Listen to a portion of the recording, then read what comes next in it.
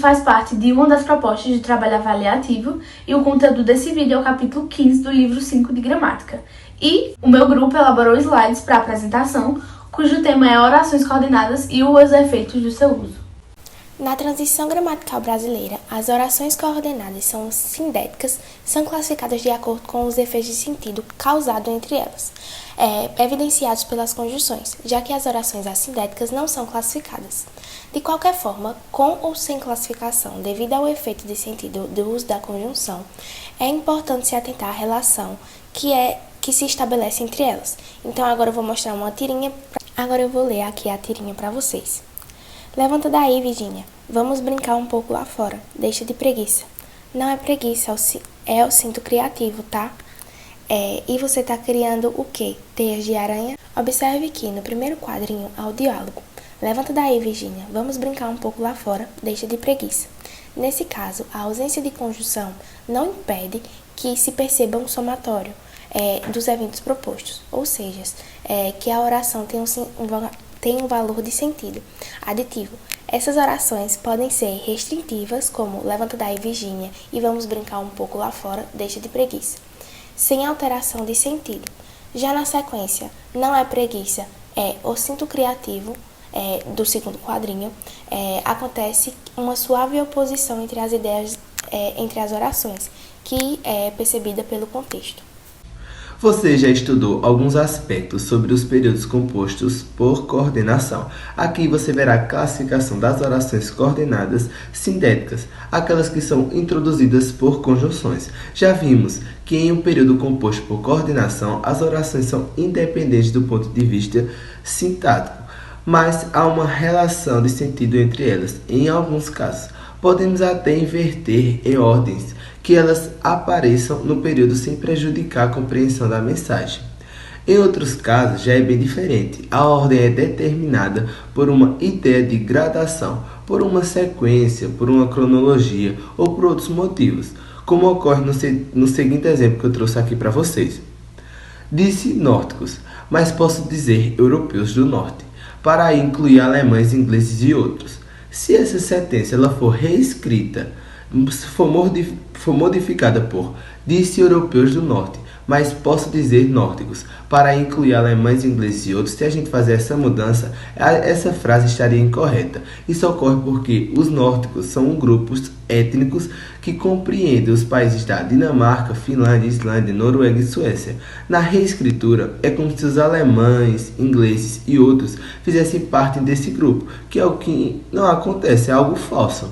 Nesse caso, então, a ordem de sentença não pode ser modificada.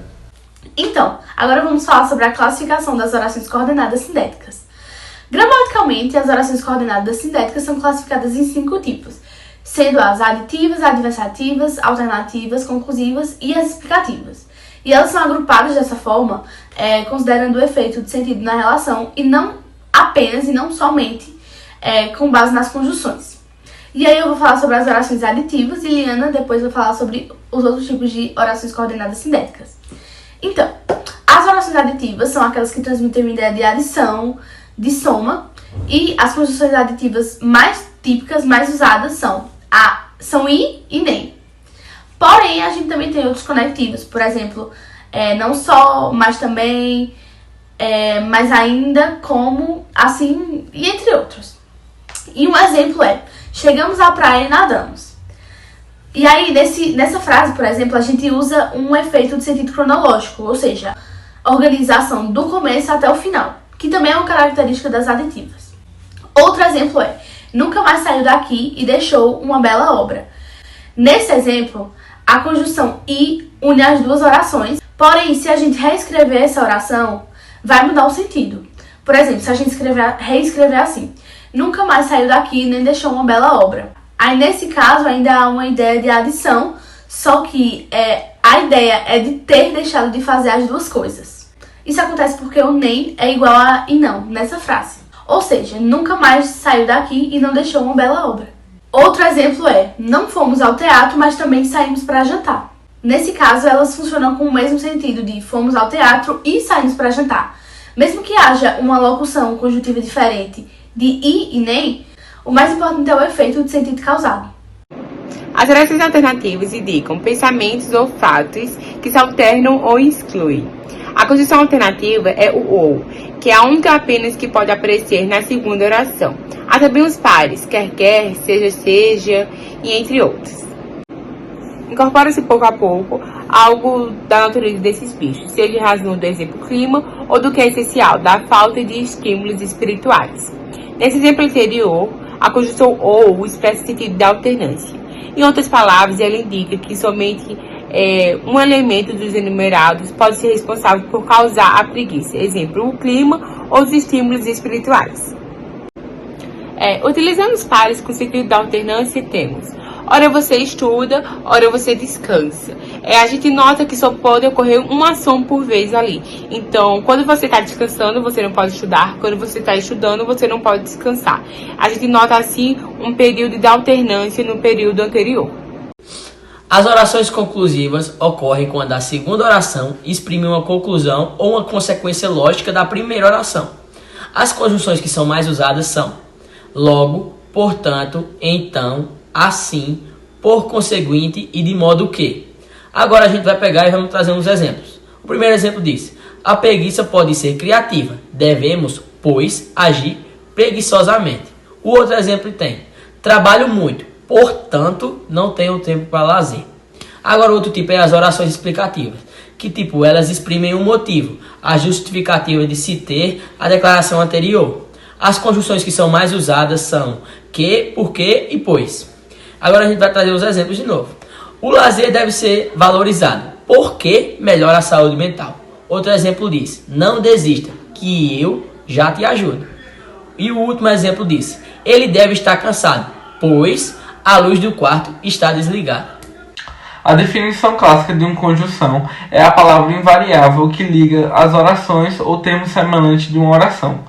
Mas na realização de enunciados ou de textos, é possível perceber que essas conjugações elas estão relacionadas a frases, parágrafo ou a outros grandes segmentos de texto. Por exemplo, no trecho a seguir que eu vou ler para vocês. Com o livro nas mãos, agora eu vou ler um exemplo para vocês. O Dr. Fritz Miller é um alemão que veio jovem para o Brasil, no século passado. Um sábio e até um herói, pela vida que levou em Santa Catarina. Moacir Werner de Castro escreveu sobre o Dr. Miller um livro que ainda está inédito. Li o original e fiquei impressionado. Que vida! O homem se adaptou ao Brasil de tal forma que chegou a andar descalço com chapéu de caipira na cabeça. Mas nem por isso deixou de ser alemão. Em 1878, escreveu numa carta o seguinte: quando se vive todo um quarto de século na terra das preguiças, incorpora-se pouco a pouco algo da natureza destes bichos, seja em razão do exemplo, do clima ou o que é essencial, da falta de estímulos espirituais. Perceba que a conjunção e ou está unindo períodos diferentes, ou seja, está extrapolando a definição de unir orações e termos coordenados em uma oração. Além disso, a conjunção implícita mas introduz um parágrafo.